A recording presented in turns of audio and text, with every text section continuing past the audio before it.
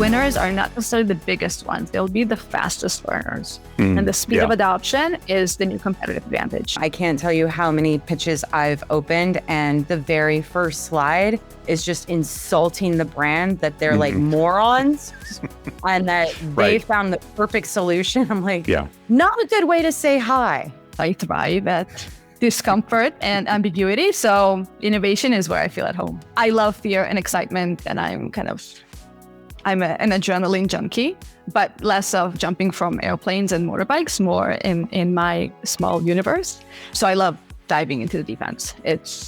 Love building planes in the air. That's where I'm the best. I mean, people are going to jail for this stuff, right? That these startups like created something fake. It didn't exist. Now with AI, like this is even truer of the case, where so much is theoretical. There are no proof points for them to prove, in so many aspects.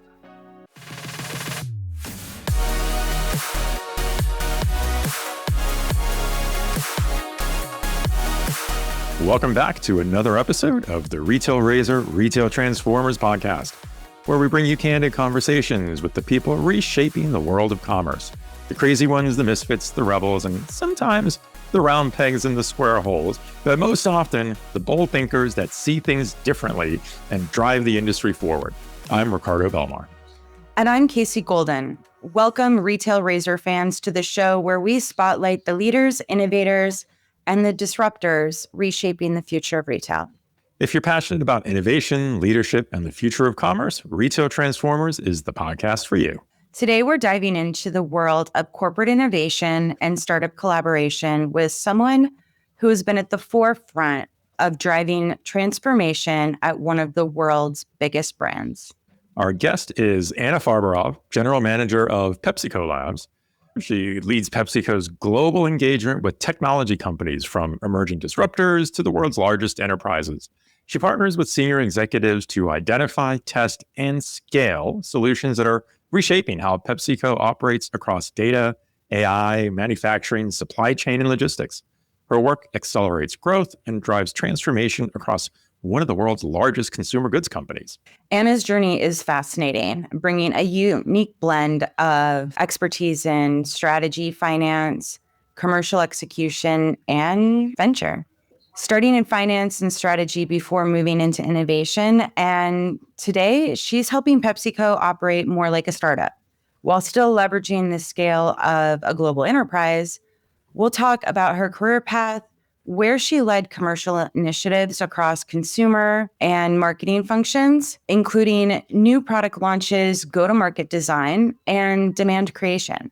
She also built a foundation in finance at Procter & Gamble, holding roles in ops, commerce, and planning.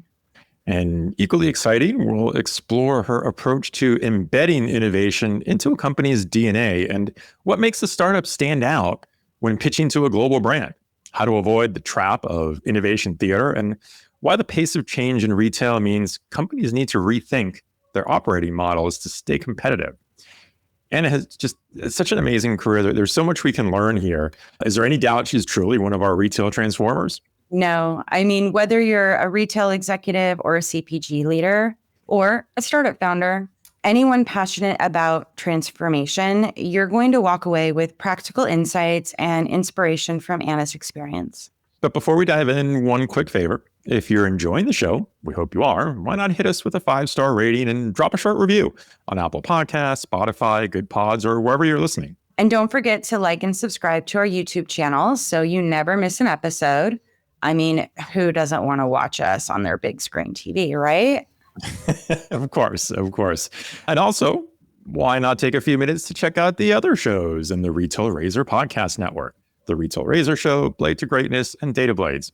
You'll find them all in your favorite podcast app or together on our YouTube channel. Trust us, it'll be time well spent. Now let's jump into our amazing conversation with Anna Farberov, General Manager of PepsiCo Labs. So you just did that in the final intro, so I wouldn't get a chance to use my favorite line about more than meets the eye. Oh, goodness. I'm actually getting memes in my LinkedIn DMs about that. Ricardo.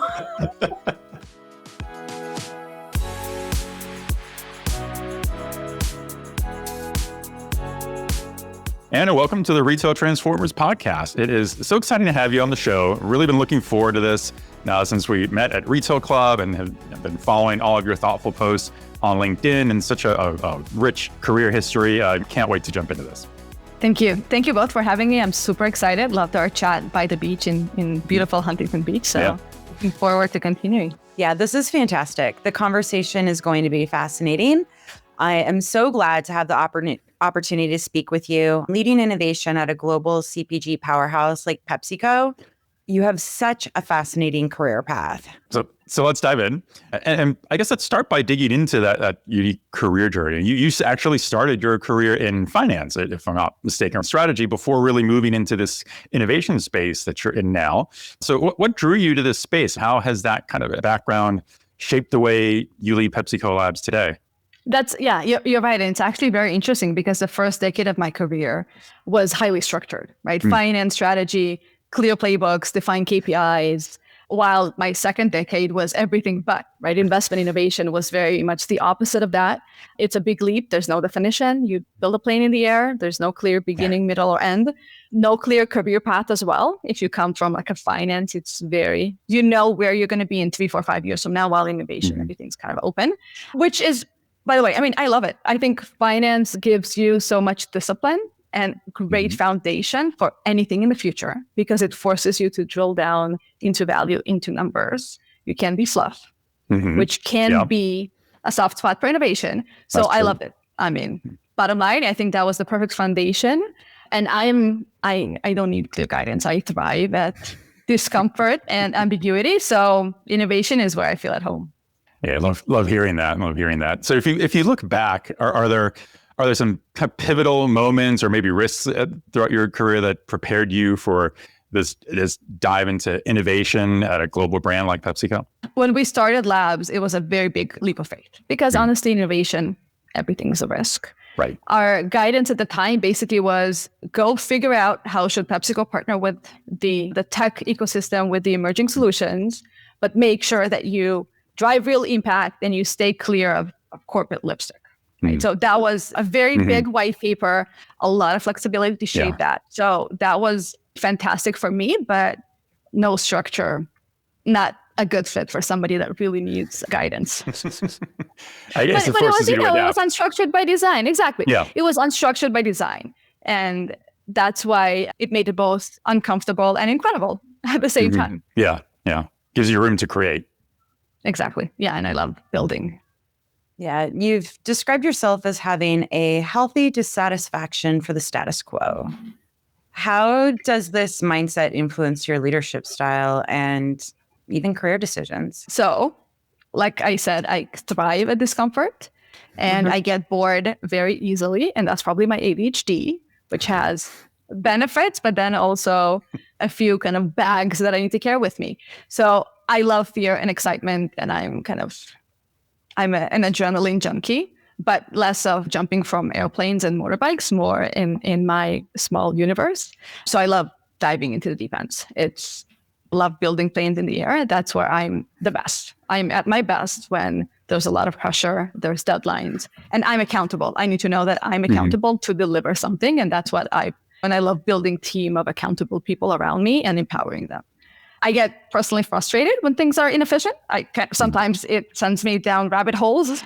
And that in the business context, it helps me. I'm very mission oriented. I want to fix what is not broken. And if something doesn't make sense to me, it will not leave me until I solve it.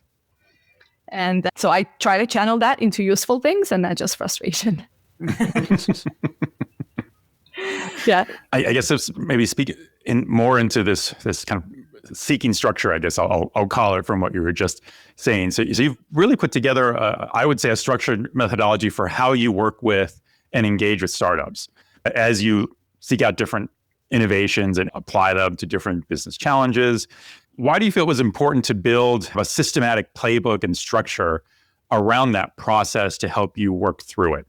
So I think when we started Labs, it was 80% art and 20% process. We didn't know anything. It was pure kind of instinct, hustle, a lot of learning, speaking to people, listening to their experience, to their advice, learning from anybody who did that in the past, anybody in the ecosystem, building relationship. We made a ton of mistakes. I think our first year was a lot because every time you need to uncover something, it's one step forward, two steps back. But that's how you can build a playbook.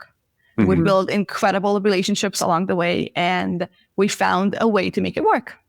So I think over time now, it flipped.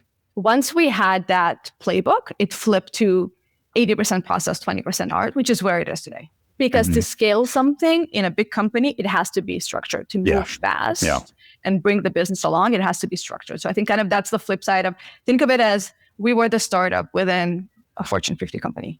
We had to pivot a lot in the beginning. We had to scramble. It was 2 people in the garage. But then when we had the product, it was all structure and very rigorous execution and scale. And that is what needed to move fast in a big company. So from, doing one program, we expanded to doing 6, 8, 10 of them a year because it was a very clear playbook. Yeah, that ability to move fast and with the kind of velocity, I think, becomes so important. And when we've talked about innovation on our show before with others, one of the themes you always see come up is that you're going into it in some ways with the realization that some number of projects are not going to work. And that's almost baked into the definition of trying to be innovative, is knowing that not everything will succeed, as long as you learn from the ones that fail just as much as from the ones that succeed, so you can go roll into the next one and make it more successful. Does that factor into how you built the playbook as well, and to help you keep iterating to make it better and to get you to where you flipped it to that 80-20? Yes, I think failure is baked in by design, like you said. We always say about half will succeed, even less, which is fine, as long as you fail quickly. Because the worst thing that's going to happen is you drag a failure, because sometimes big companies don't know how to shut it down. So, and I think it all goes to the KPIs that you've defined. You need to have very clear definition of the need, and then what are the KPIs I'm trying to influence?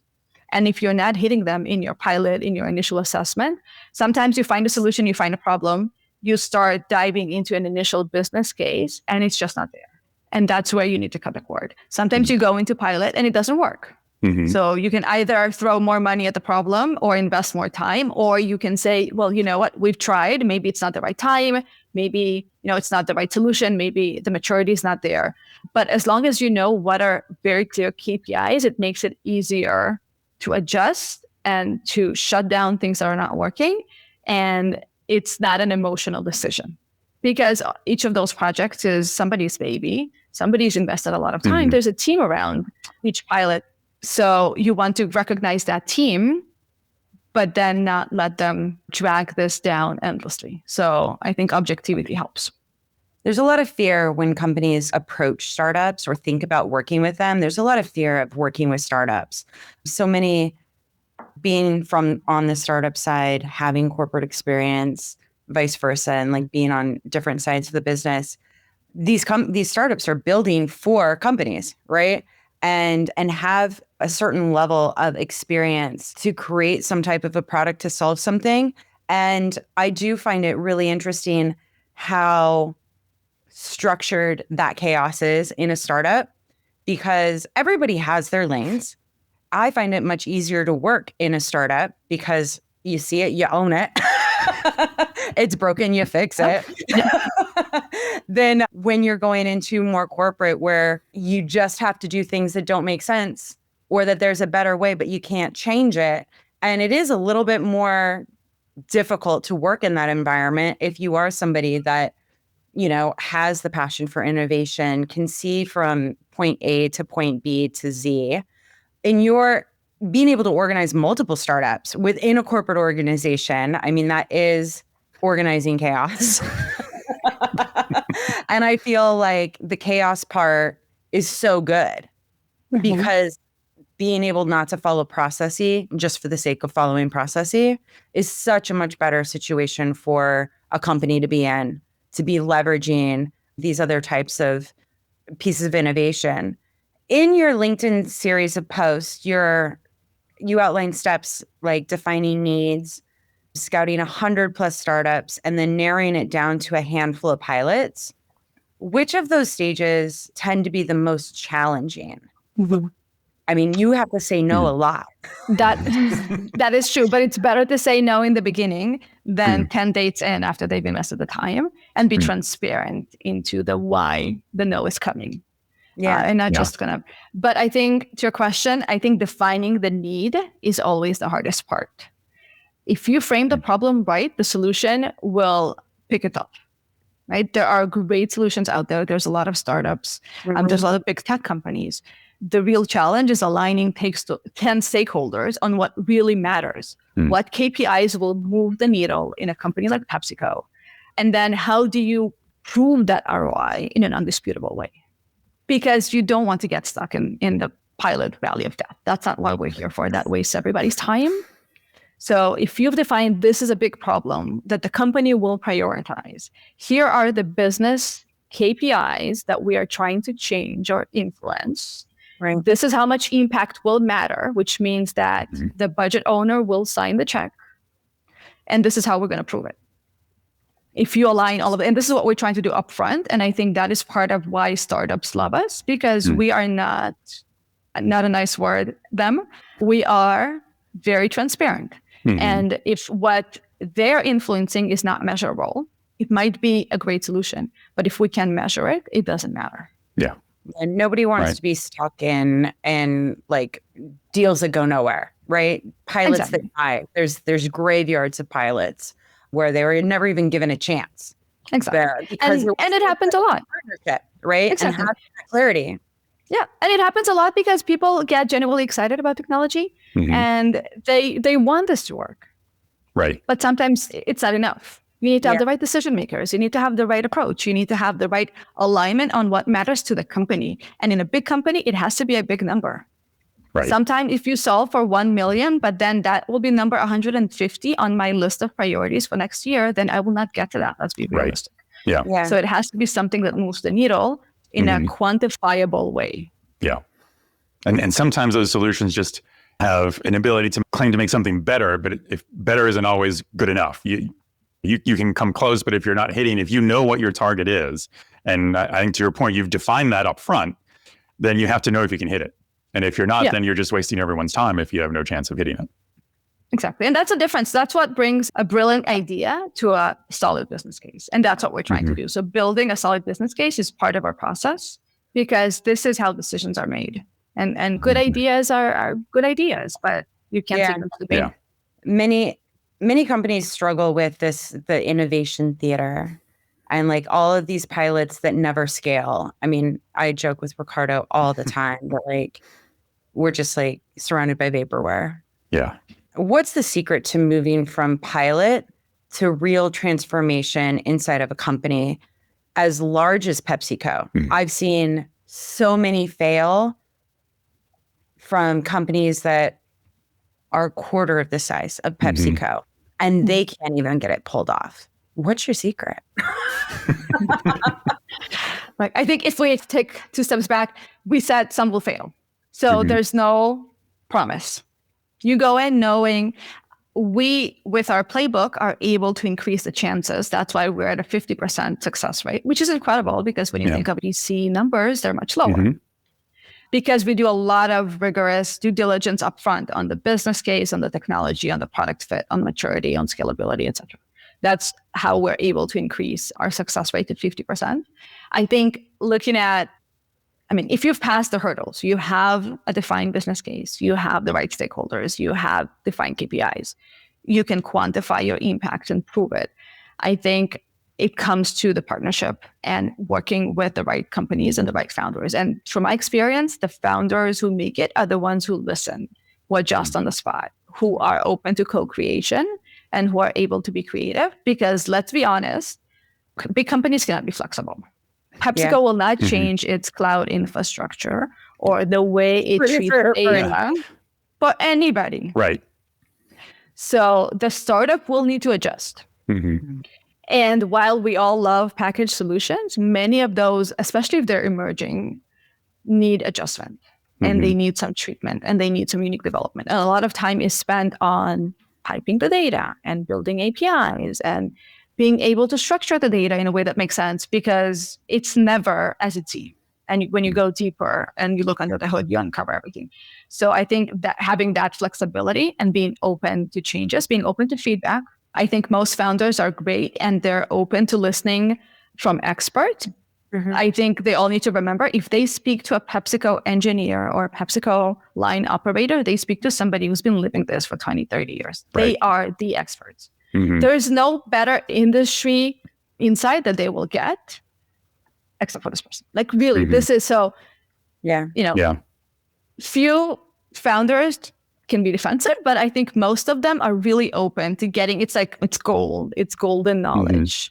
This is as tribal, essential knowledge as it gets. So I think the ones who succeed are the ones who are open to listening, to working with us, to pivoting, and to understanding that there's only so much change a big company can make. And the expectation is for the small company to be more agile. Yeah. Yeah. No, that makes sense. So knowing how many different startups you've interacted with throughout this process, what really makes a startup stand out to you when you hear their pitch at that early stage? And maybe the better question is, if I flip that around, is there something that in your view, startups should just never say in a pitch because that just will immediately tell you this is the wrong founder or the wrong person to work with? I think having good understanding of the problem, nothing generic works. So if we hear a pitch from an expert and not from a salesperson, that gives so much more credibility. If it is somebody, and sometimes we're working at very specific niche topics. If we're talking about equipment reliability or motor reliability, or we're talking about network design or things that are very specific. So generic and broad, let's say supply chain or CPG expertise will not necessarily be enough. You need to be able to talk about like the technical specs and be ready to go deeper. And I think the founders that have, or the teams that have that industry experience will be able to elevate the conversation beyond a regular kind of, sales deck. And of course, everything prior, right? Be open, listen, be flexible, goes without saying. I think that should probably be in the playbook of any founder or any kind of founding team. But I think experience and knowing what you're talking about in a non-generic way.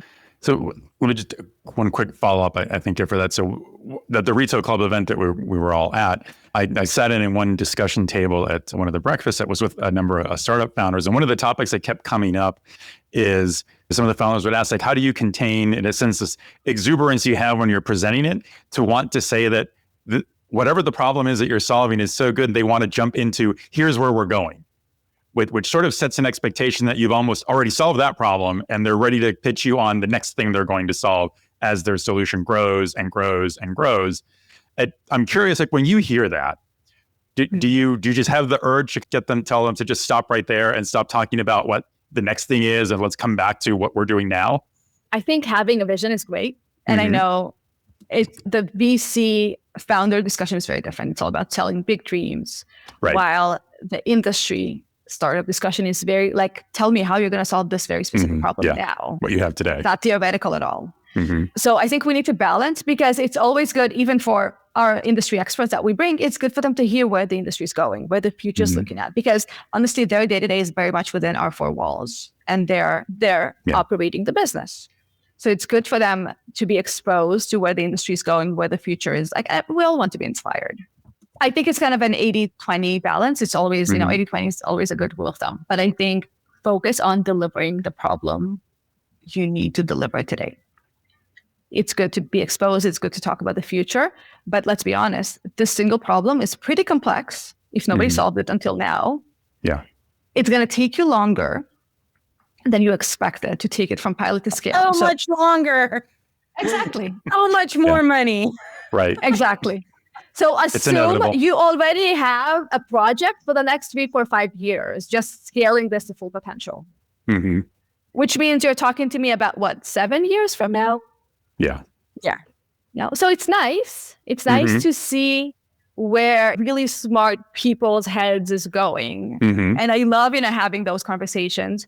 And obviously the tech industry moves so much faster than the CPG industry. So it's incredible. I think that's part of, our role as innovation. Our kind of night job is try to educate the organization, try to kind of help them work faster, look around the corner and get excited and inspired. But you still need to deliver this year. So how do you balance anchoring on very clear deliverables with, sprinkles of inspiration. Mm-hmm. Yeah, I think that's just really important to double click for if any startups are listening right now, is the story that you tell Silicon Valley investors is not what you pitch to anyone that works in the industry or you're trying to sell your software to. I can't tell you how many pitches I've opened, and the very first slide is just insulting the brand that they're like morons and that they found the perfect solution. I'm like, not a good way to say hi. Yeah. And a few other examples, right? Talking about TAM is not relevant if I'm your customer. It's relevant for a VC. Yeah. Explaining the problem and the need is not relevant because you are talking to the person who has the problem. And breathes the problem. Like, they are the experts. You're living it. Solve that. They are doing a great job. They know what's up. Yeah. You need to pivot the whole thing when it comes to the customer. And I think with corporate innovation and working in these strategic partnerships and all these different ways of working between startups and companies that have come together, I definitely think that that's a great little note for founders to take note. You need another deck. Don't use the same deck. Don't use the same deck. Coming in with that as well, the product is even different than you would pitch Silicon Valley VC versus a customer, a potential strategic. Now with AI embedded into, I can't even say nearly every startup, like every startup pitch. Yeah. How are you separating the hype from the real solutions that, you can just, that you could tackle this problem, mature it, and you can see that it would scale?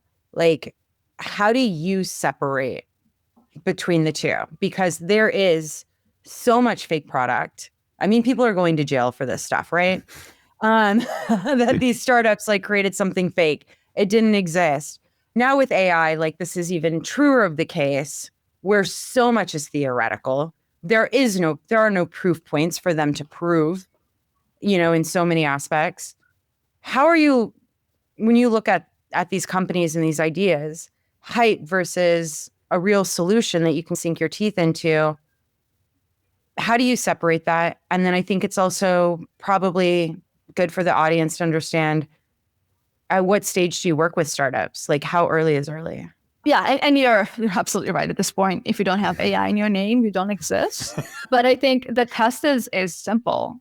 Does it make the process faster, smarter, or cheaper in a measurable way?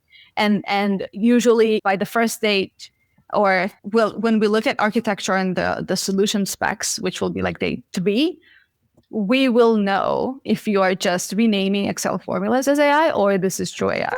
Right? I mean, now with Agentic, which is another buzzword now, everything's Agentic. But then when you start peeling the onion and asking questions oh, no, but it doesn't really do the action. Right. But then it's Amazon had this whole grocery stores that were auto checkout. No, there was 1,100 people automatic. It's so normal. It's been normalized to a certain point, and you have to vet it out, right? Exactly.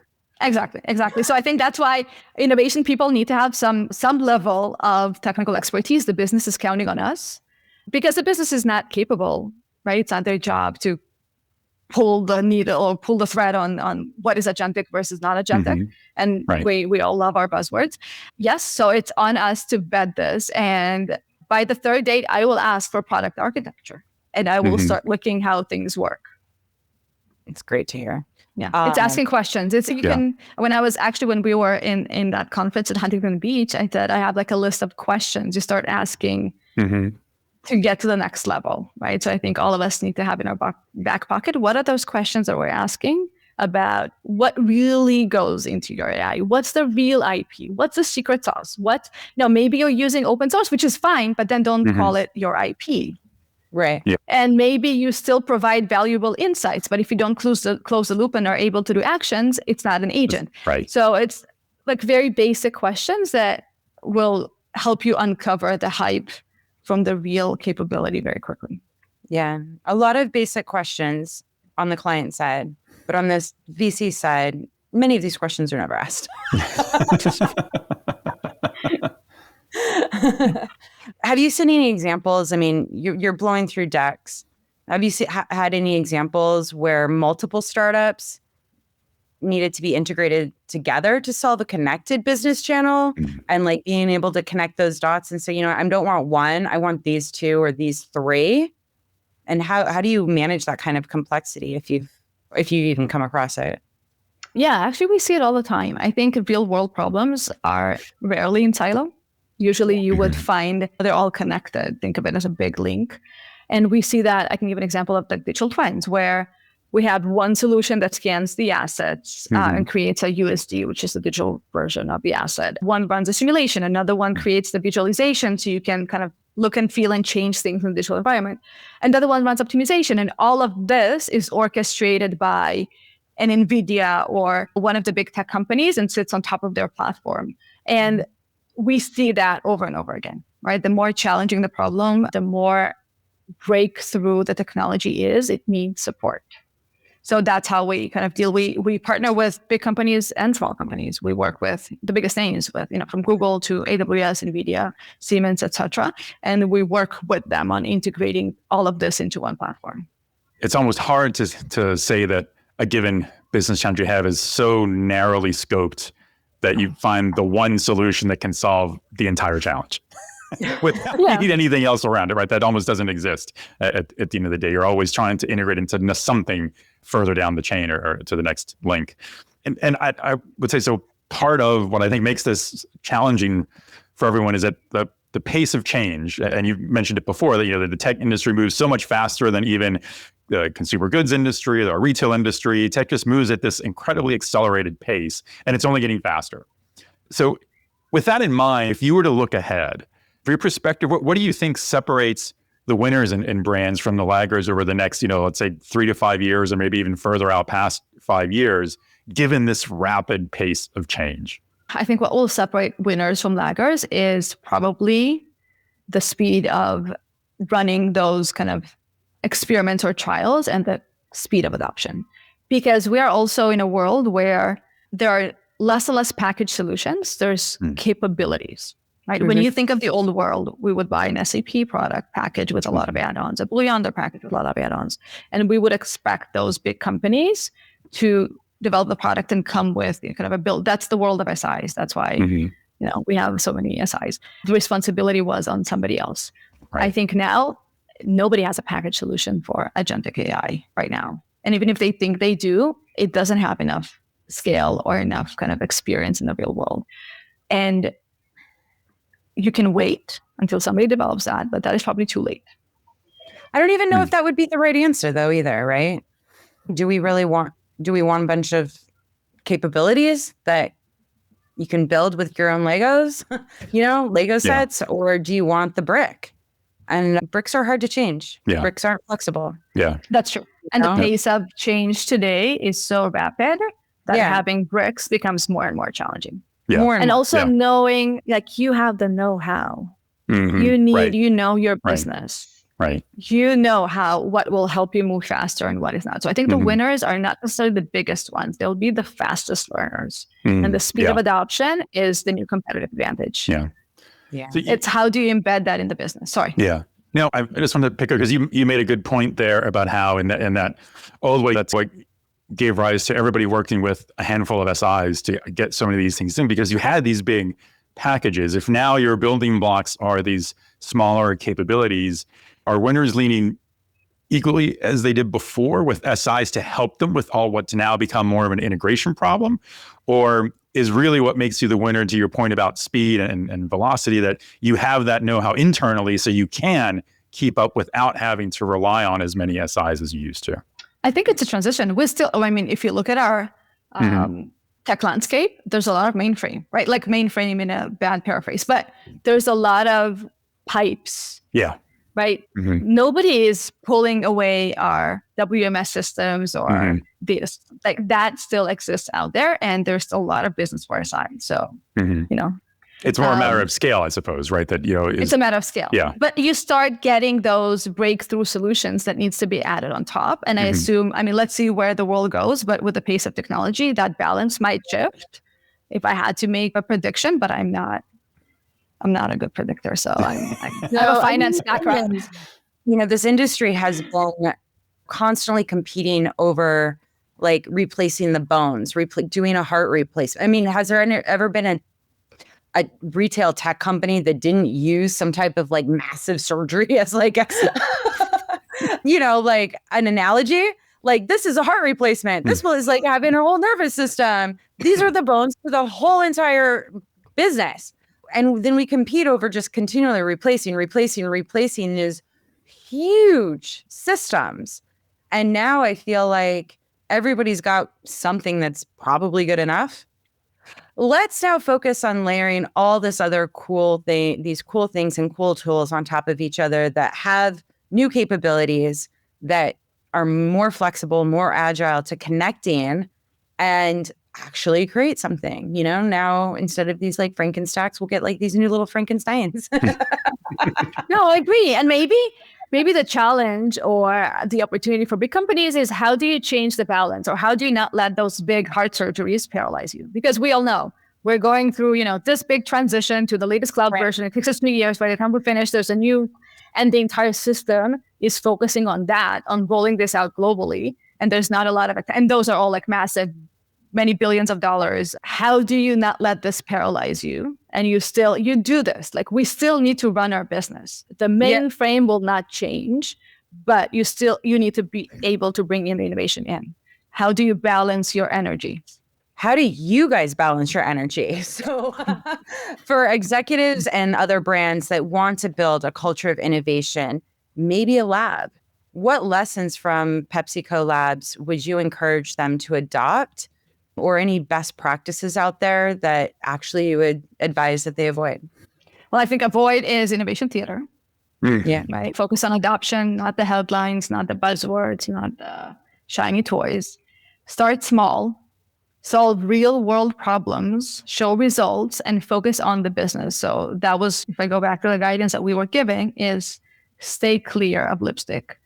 Work with the people in the business. If you can convince them, they're the ones who matter. They will use your solution and they will also get the benefit, right? That's how you reflect the P&L benefit. And to avoid being a show, that's what you need. You need to see the numbers. So I think make innovation part of your operating model, not a side project. Because when innovation teams operate in silos, they will never get the right traction. It has to be integrated in the business. For everybody listening, please rewind and listen to that again. Hear that part again. Yeah. Because it is so true. On the startup side, you're in this culture of theater. And it can be very distracting from solving real world business problems, or even anybody wants it, because the founding teams are so divided among who they talk to. So I think that's really, really great advice for executives, brands, and for startups. Yeah. That's actually interesting. Can you say more without getting you in trouble with start? There's just, it's a culture of creating something bigger, whether or not it exists or not. And sometimes when you're solving like a real world problem for a customer, VCs can often think that it's not a big enough problem.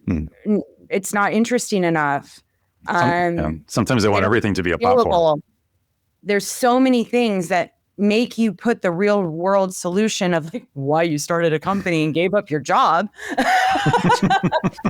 because you wanted to solve real world problems for like this industry or consumer group that you adore. But when you're going to pitch for money to fund it, they don't want to hear about it. They want something bigger. It's theater. It's vaporware. It's shit that you haven't built yet. While you have like an MVP or something that's being used by customers over here, but it is totally doesn't match the pitch deck for money. You're right. I'm not interested in it. It's not. Right. It's not sexy. It's not. But it's making you money. Yeah. And the customers like it. And you're in multiple more sales meetings about real world problems you're solving. And there's that conflict when if you're spending 40% of your time always fundraising, that distraction is there all day. And it's usually counterintuitive to what the customer is asking. And you're right. And I think that's part of why we see the VC industry at the pivotal moment, and they're going through a change as well. because some of the old models cannot. I mean, they just need to be adapted.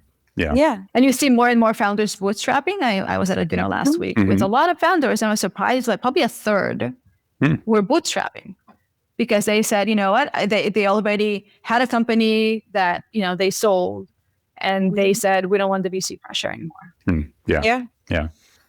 Because sometimes it's counterintuitive. Oh, you need to do this. You need to go after this. And just like, that's not what my customers are saying. And that's really not our vision. It becomes chasing the vision, right? It becomes more about chasing the vision. What Prince wants to write about. Yeah. They're not writing checks at the end of the day. Yeah. I always look at that as customers will write the check when it solves a problem, not because the vision is great, right? Yeah. If you can chase the vision, and sometimes I see it often become like you avoid this tendency to turn everything into a platform. Because we went through sort of this mode where all of the cooler things kept turning into a platform, right? And because that's how they got growth and how they chase the vision. But not everything can be a platform, because sometimes you have to actually solve a problem. Not every platform can solve every single problem, even if that's the vision that they're chasing. And I think that's a trap that you can fall into. Yeah. I want to ask a more very specific kind of question, Anna, about, because you've been in this innovation space now for almost a decade, I guess, very specifically, right? So again, looking forward, and what excites you the most about where innovation is going, where this work is going? What would advice, if any, would you give a new generation of leaders who kind of want to follow a similar path and really build structure around innovation? Where do you go from here? Well, I think I'm excited about how fast tech and consumer behaviors converge. I mean, this is what we've seen in the last few years is very fast, right? AI and automation and agentic AI, et cetera.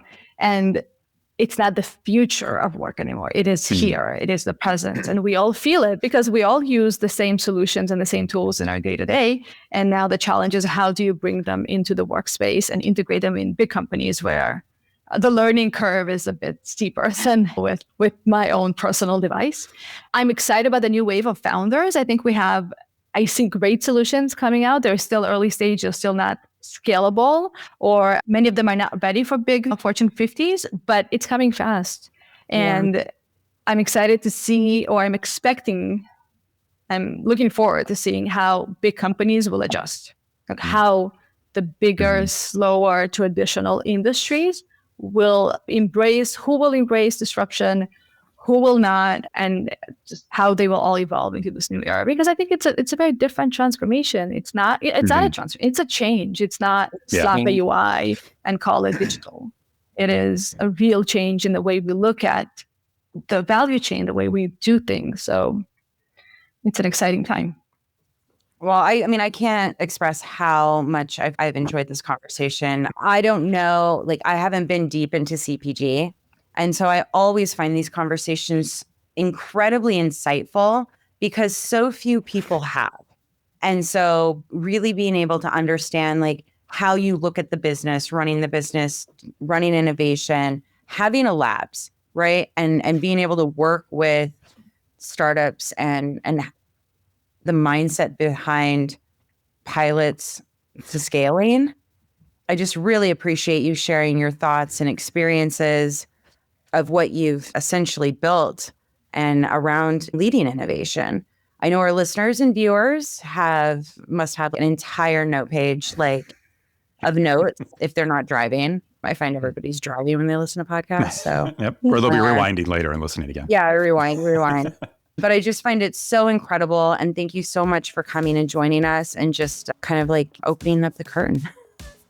Thank you. This was so much fun. Yeah. I always love when we get to have these episodes where I think we get to learn as much as the audience does from these conversations. So thank you so much. And I knew this was going to be a fantastic conversation when we met at Retail Club. I knew this was going to be a really inspiring discussion on innovation, and hopefully everybody in the audience is taking away as much as I know we have from this. Yeah. Thank you. And to all the founders, come find me. Find me on LinkedIn, find me on conferences. We all go to the same places. So exactly. Yeah. To hear, don't you?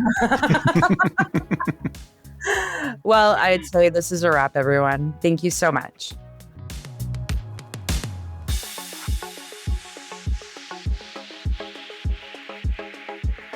If you enjoyed today's episode, give us a 5-star rating and review on Apple Podcasts, Spotify, or GoodPods.